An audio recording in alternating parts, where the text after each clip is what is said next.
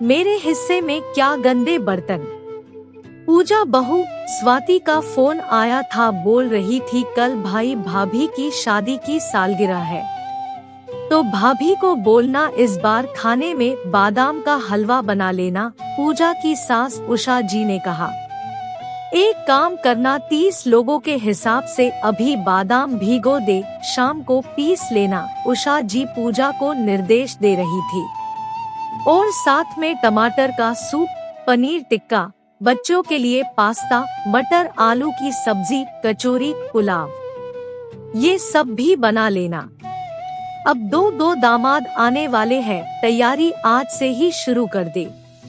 पूजा और अमित की शादी की 7वीं सालगिरह है। पूजा की 2 ननद और मासी सास के परिवार मिलाकर 30 लोग हो जाते हैं। नहीं माँ जी, इस बार मैं सालगिरह नहीं मनाऊंगी, पूजा ने बुझी आवाज से कहा। क्यों, तुम तो बहुत उत्साह से सारे त्योहार और जन्मदिन मानती हो, इस बार क्या हो गया? अमित ने पूछा।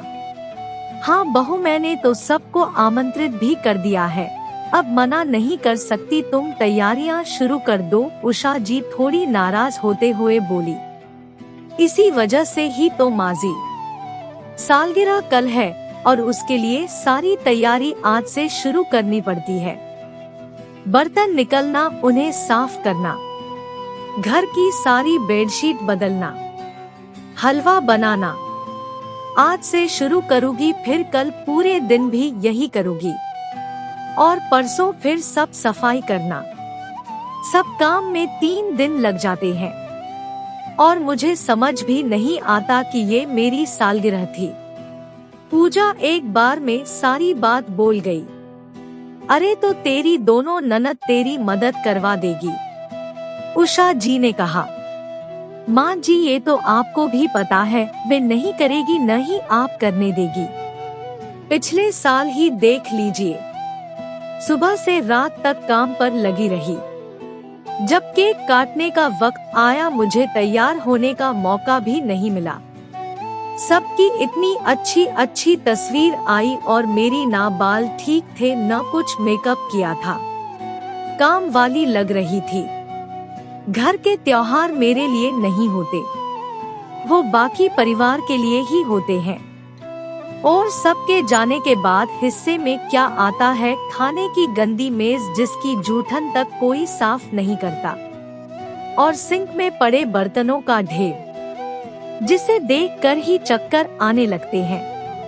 पूरी रसोई साफ करके सोने में ही रात के 1-2 बज जाते हैं और मेरे 12। पूजा रुआंसी हो रही थी।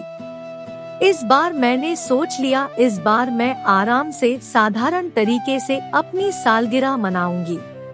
पूजा ने कहा। नहीं नहीं, ऐसा तो नहीं हो सकता, मैंने तो सबको बोल दिया है, उषा जी ने कहा। ठीक है, इस बार हम घर पर नहीं बाहर पार्टी कर लेंगे, तुम्हें भी एक दिन का आराम मिल जाएगा, अमित ने कहा। नहीं नहीं, बाहर अभी महामारी के वक्त जाना ठीक भी नहीं और खर्चा भी बहुत हो जाएगा, पूजा ने कहा। बहू, तुम्हें बाहर भी नहीं जाना, घर पर भी नहीं करना, चाहती क्या हो? बस थोड़ी सी मदद, सब काम एक पर ही न डाल दिया जाए। अब मैं मेहमानों से उम्मीद नहीं रख सकती, कम से कम आप तो मेरी मदद कर सकते हैं, और नहीं तो एक काम वाली ही रख दीजिए, पूजा ने कहा। ठीक है बहू, मैंने सोच लिया है, कल क्या करना है, तुम आराम से कल ब्यूटी पार्लर जाओ, अमित के साथ पूरे दिन घूमो, बस रात को मेहमान आने से पहले आ जाना, उषा जी ने कहा। माँ जी, पर आप कैसे करेंगी ये सब, इतना काम बढ़ जाएगा, पूजा ने कहा।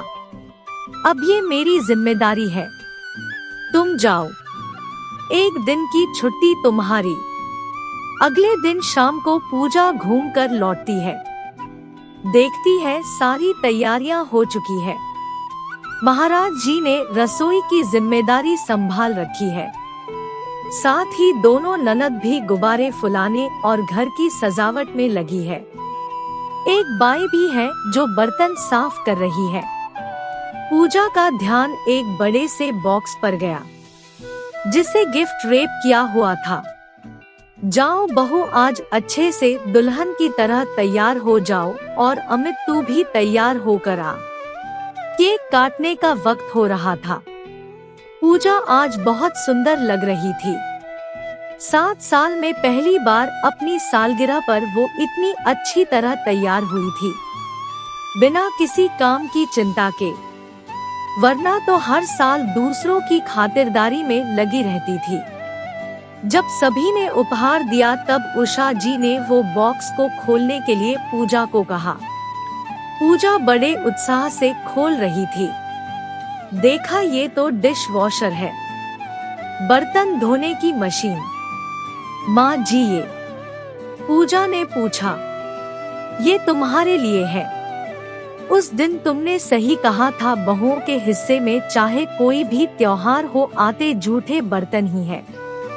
उसी दिन मैंने सोच लिया था मुझे मेरी बहू को क्या तोहफा देना है, उषा जी ने कहा। वहाँ खड़े सभी तालियां बजाने लगे और सास बहू की आपसी समझ की तारीफ करने लगे।